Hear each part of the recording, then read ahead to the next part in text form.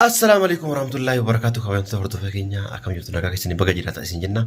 Har'a iddoo kanatti wanni argameef manni kun mana Muktaarii asitti argamee jira jechuudha. Wanni asitti argameefis akka mana keenyatti akka abdiirratti waa hojjechuu barbaada. Mana keenyatti akka inni shakkinii fi asitti yaamee jira jechuudha. Inni bakka dalagaa hojii jira naan jedhee jira itti dabalaani dhufuu jira naan jedhee jira jechuudha. Wanti irratti dalaguu barbaadu maalidha jettanii akkuma beekamu guyyaa afurii shanan kana jechuudha. Mucayyoo inni beekanii caalii kan jedhamtu ta dura suurii turtee sudurra biyya galtee amma nu bira deebitee jechuudha. Mucayyoon sun kana dura amantaa biraa hordofti jechuudha. Garuu amantaa irraallee gara amantaa musliimaa deebiteerti. Garuu wanni isiin kana dura waraabde tokko jira. Anillee ani kana dura nagarree interviyuu wayii abdiin godhee jira jechuudha. Kan inni godhee argee interviin sun waan baay'ee gaarii miti waan baay'ee nama jibbisiisu. Interviyuu akkana maaliif gootaa? Wanni akkana kun sirrii miti jedhaan jechuudha. Waan inni jedhume hanga xumura sagantaa keenyaan hordofan affeerra keenya kaameraa kan dhoofadhee jechuudha. Kaameraa keenya dhoofisa. Piraankii irra dalagaa jechuudha. Waa inni jedhu ammoo walumaa laalla. Baga dalage jedhamu dhiifama jedhamu siin balleessi jedhamu waa inni jedhamu hanga xumura sagantaa keenyaan hordofan affeerra keenya akkama walumaa laaludha jechuudha. Hanga xumura sagantaa keenyaan hordofan affeerra keenya.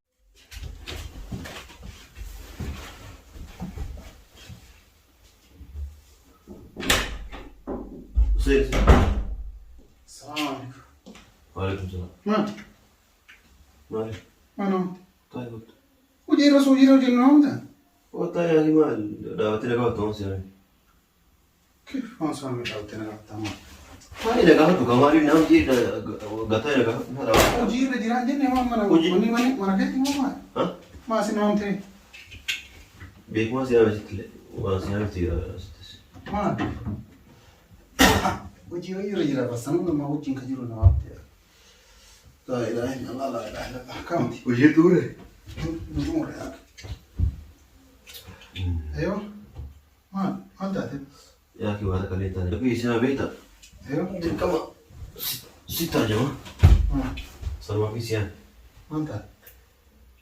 أنا أكره اللي سنين بيتا أبدي بقى باي تكوسي عليه. ما تينا. ما تينا. ما سينان. ما دري بيت. سيرتي. نرتي أبا في رتي لي يعني وان سمونا كنا دلقاتو بيتهم بيت.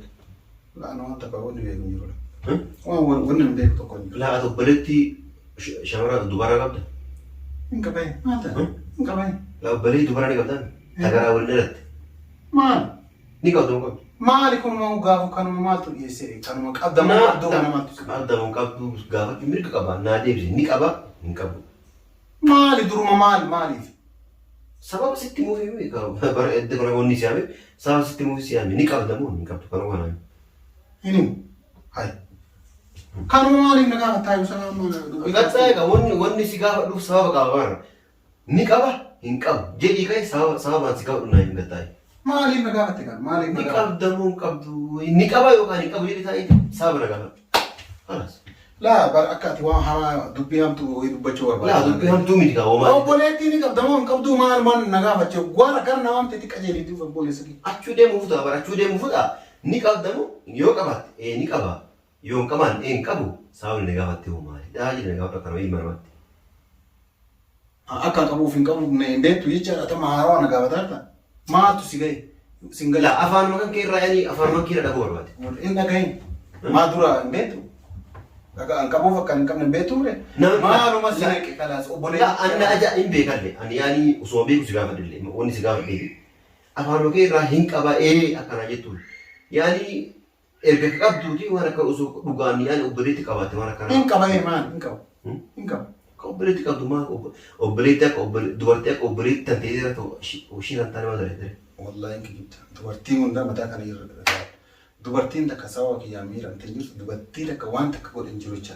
dhaloota qoodatti abbooti billaa alee kadheen gadda yuutuub kan kee irratti wanti gadhiifte maali mucayyoo miskiinoo ol fuutee wannara interview gootee wannara gadhiifte uummanni akkas arrabsa ati tamam yuutuub kan kee gadhiisee koomentii isaan dubbinnu billaa alee ka maalumaa waan akkaan daleedha tabdi maal dalagachiisa maal dalaga mucayyoo caalii waraabdee wannaa gootee wanni wannara gadhiifte maal Tapi ani isi wolin gabbane video wolin gaddisne ummani commentin araba mucu gode jenna nuwan be kurran gabu waan takka irraa beekuun qabu ijoolleen keessaallee ofiitu waasappii dhaggeeffachuu dandeessa. Keessaallee waa'ee isii waa hedduudhaan jedhanii jennaan ammucayyoo tana qabiyyee irraa fide sa'iiti akkuma tibeettu jecha.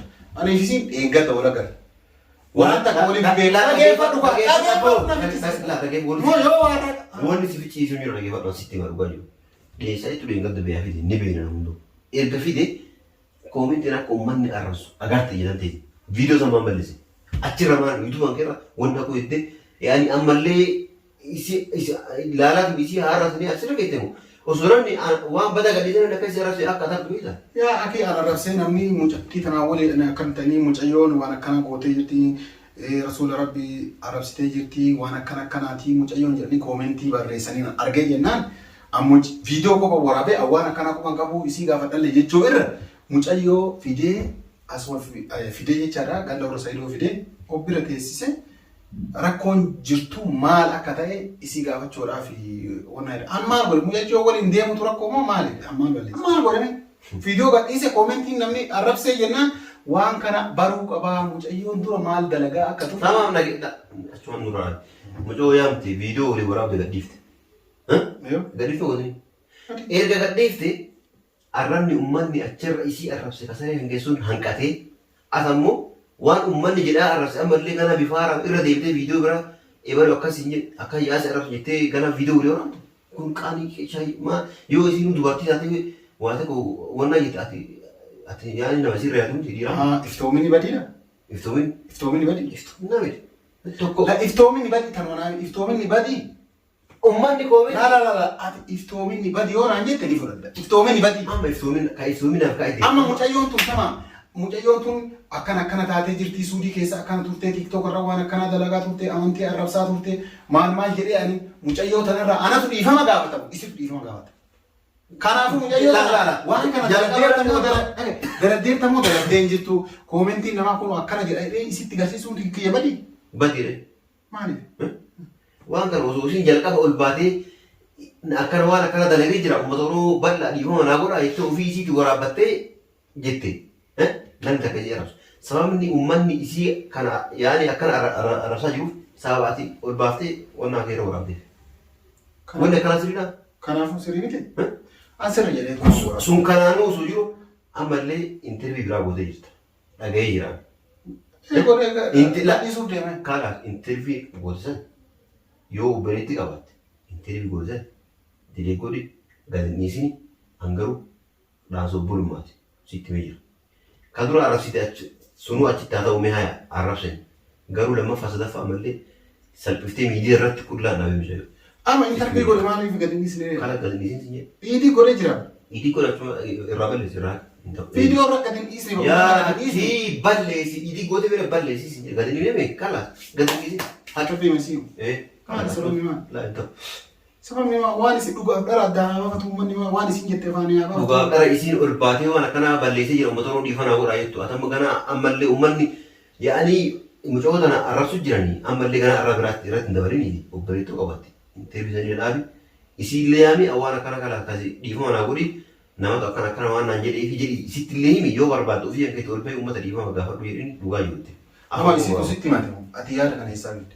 Isin itti irratti himan akka obboleettii qaba obboleettii waan fakkaatee mixoon tun dheengadda biyya akkasii suutuutti nu hunduu beena biyya galtee achirra gana dhufteetu baatii osoo tun yaani arrabaan eegalu qaali namni uumaan jedhu billaalee kun kun nama xixiqqoo miti nama yaani gana yuutuub eegalaa miti nama gurguddaadha nama fakkeenya ta'uu danda'u malee nama qonna ta'uu danda'u miti. Kanaafuu saniifillee intervii atisii guutellee waan babbadaa waan hin taane waan amantaa waliin buusu waan ta'eef ani yaani abbaa irraa dhagaa irraallee ta'u dhaga'ee jira. Kanaafuu nu arrabsiisi amantaallee akka walitti hin buufne achumatti yaaqi abbaan fedhe kiristaana haa ta'u abbaan fedhe abba namni kamuu waan itti fakkaate haa hordofu yaaqi mucaan kiristaana taate waan feetaa ta'e beekte taate waan na fakkaatee jira haa hordoftu yoo ammoo sii dhageette gorsi karaa nu sirrii miti karaa kana deebi'etti yoo gorsite akkasii garuu miidiyaa ol baaftee nama arrabsiisu sirrii. Amma intervii akka gaazexeessine sitti himanne. Isin natti himanne garuu waan kana deebii godhu karaa sitti himee jira an kanaaf siyaan. Gara. Isiin gadhiisoo naan jette gadhiise. Yaa ki isin gadhiisoo isin jette nutti gad hin dhiisin. Afaan Oromoo gaafa ani yoo fahamtu jechuudha. Siimee jira. Maqaan balleessin. Anuwaaf dhiyaana.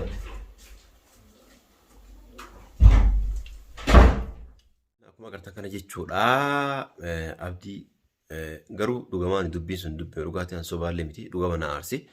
Manatti illee osoo hin taane asumatti yaameetiin wannaa jedhee jechuudha. Wanni inni dalagee jiru dhugamaan waan baay'ee badaadha waan baay'ee fokkisaadha kan ofii kee ilaali jechuudha. Akkasitti irratti dalagee jira jechuudha. Kanaafuu iimeelli isaa inni harka jira.